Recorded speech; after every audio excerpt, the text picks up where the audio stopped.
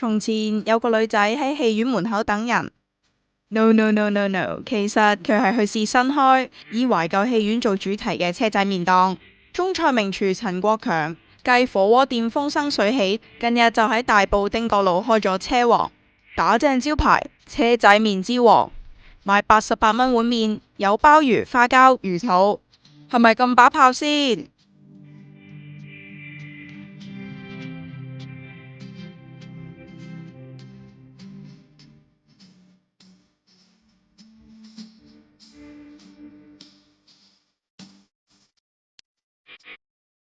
三餸麵價錢就38蚊，另外每加一樣餸就再加8至10蚊。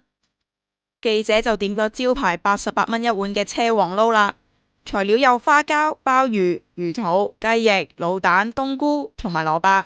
攝影師就點三餸麵、幼麵、豬骨湯、魚皮餃、咖喱魚蛋同埋韭菜。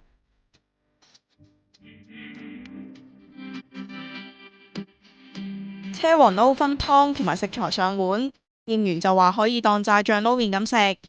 鮑魚都有2隻拇指咁大㗎，食落煙韌亦都有咬口，食得出有扣過，仲有淡淡嘅鮑汁味道。花膠呢都幾大嚿㗎，不過味道就比較淡啦。冬菇夠入味好食，粗麵份量都算多，撈流心蛋一齊食，味道都唔錯。豬骨湯底清甜唔濃，飲落感覺冇味精，幾健康。最驚喜呢就係食到尾，發現碗底竟然有6-7粒豬油渣，令到麵有淡淡嘅油香。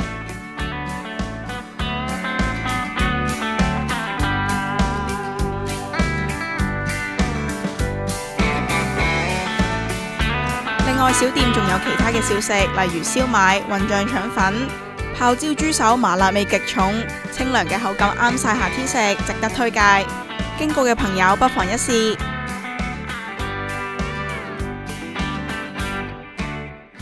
攞特首嚟出下戲呢，係冇問題嘅。唔接受我係一個冇誠信嘅人。我哋話俾你聽 OK 就得㗎啦。我諗你搞錯，我諗你真係搞錯，你唔好混淆兩件事。